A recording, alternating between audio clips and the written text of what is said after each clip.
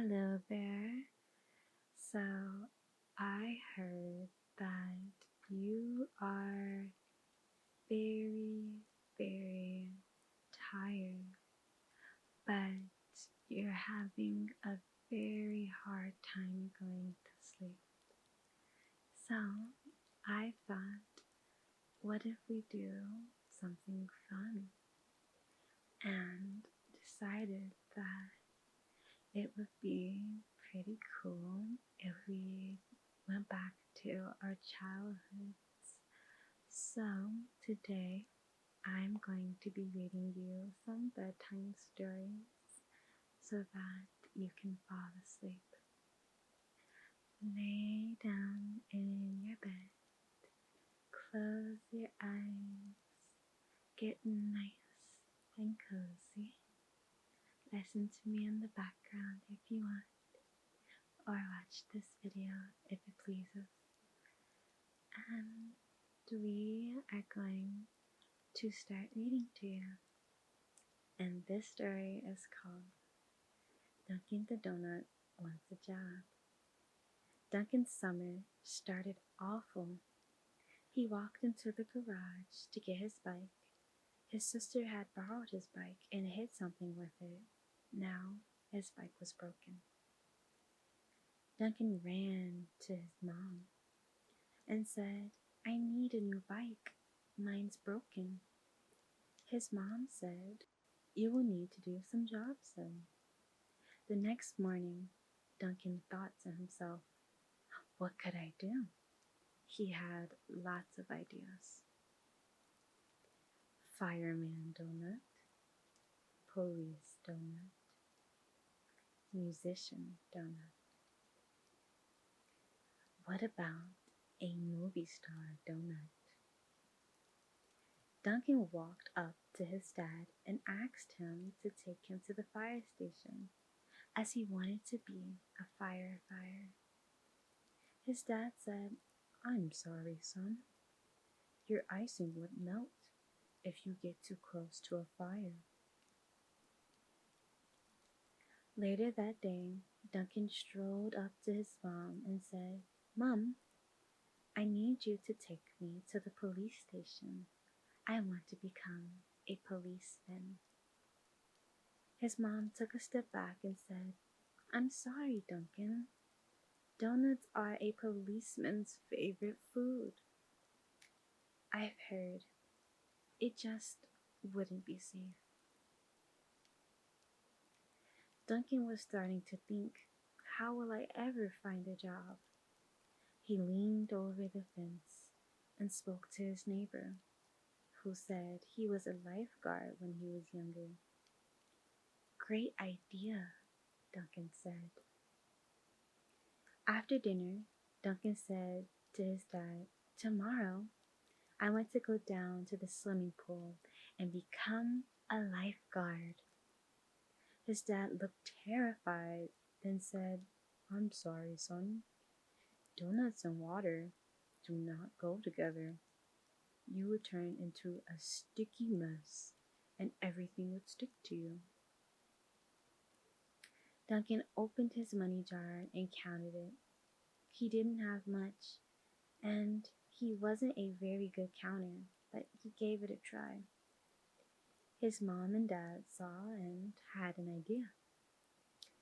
The next morning, Duncan's mom called to him and said, "Can you help me hang out the laundry? It's as hot as the sun out here." Duncan helped, and the pair were quickly back out of the blazing sun. In the afternoon, Duncan's dad was fixing the sink, and somehow it was clogged with all kinds of things. He called Duncan and asked him to pass him lots of things. Soon enough, they were done. Duncan wandered off. Later that day, Duncan's mom and dad were cleaning the garage when Duncan walked in. His dad asked him, "Can you sweep the floor, please?" Duncan loved sweeping. He liked to imagine a big dust storm. Duncan had an idea at dinner for a job he could do.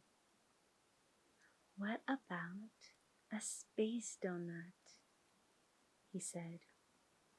His dad said, "That's a really good idea."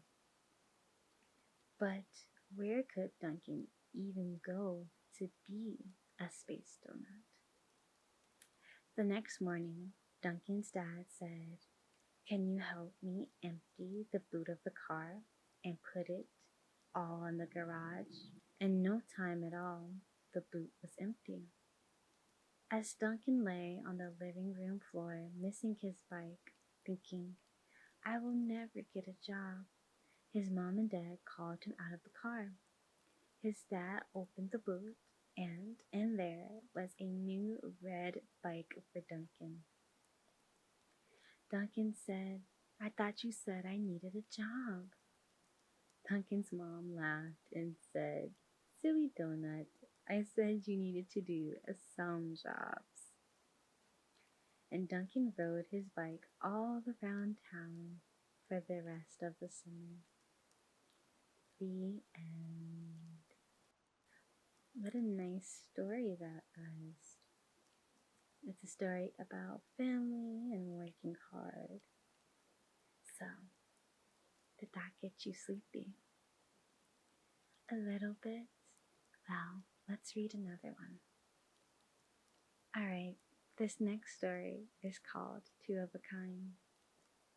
Our story starts with two baby squirrels, Louie and Albie. They were gray and fluffy and lived in a tree at the edge of the forest with their mom and dad. They loved nothing more than getting into trouble by trying to be better than each other. It all began at birth, sadly, for Albie liked to remind Louie of how he was born first. He would often ask, "Who's the oldest?" over and over until Louie would say, "You are." It didn't stop there. Whenever it was dinner time, they would try to see who could fit the biggest nuts into their mouths. One by one, they would stretch their mouths as far as they can go till Dad Squirrel would come along and say, "Enough now," before somebody chokes. As they got older, things didn't change. Every animal in the forest knew to stay out of the way of these two speedsters. Wherever they went, anywhere, they were racing. One day, on the way to the forest school, Albie said to Louie, "I bet you that I can climb that tree faster than you." Louie giggled and said, "Doubt it." Without a second more, Louie was gone up the tree. Albie shouted after her, "That's cheating. You're supposed to wait for 1, 2, 3, or at least. Ready, set, go." As he leapt up the tree after his sister. As Louie got halfway up the tree, she bumped into a frog who was not impressed. As she stopped to say sorry, Albie dashed past her.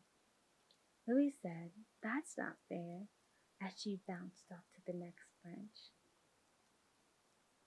Well, with Abby so high up the tree, he was pretty confident that he was going to win.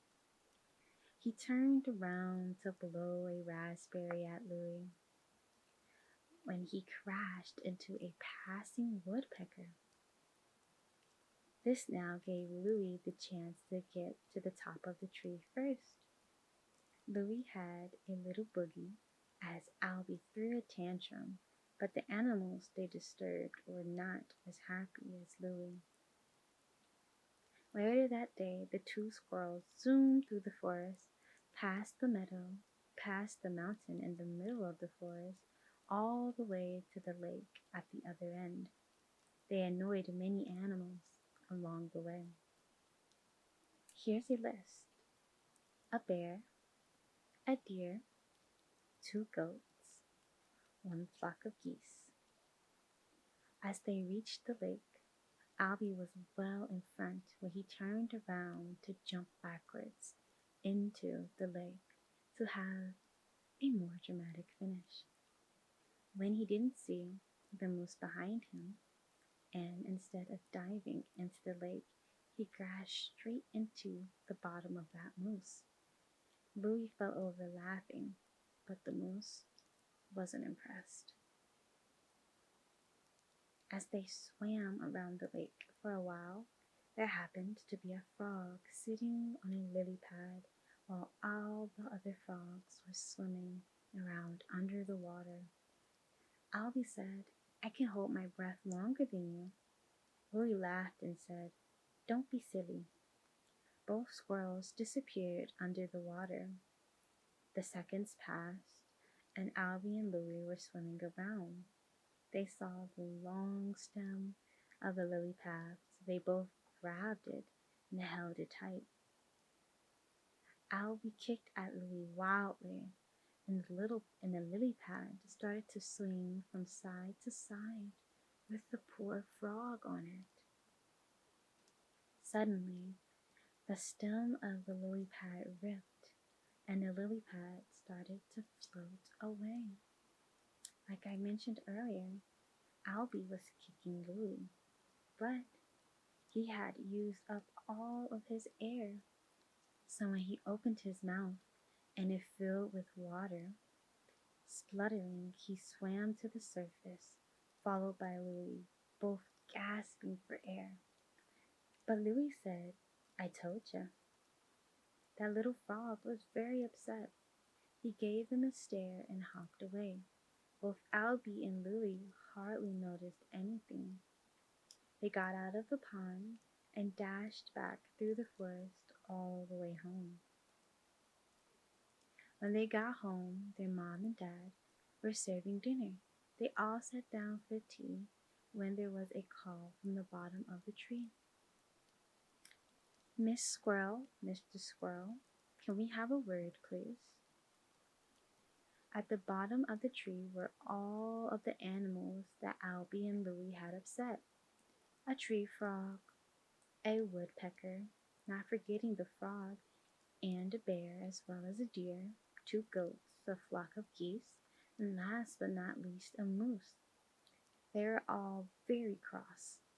Mr. Squirrel and Miss Squirrel had a long conversation and said loads of apologies.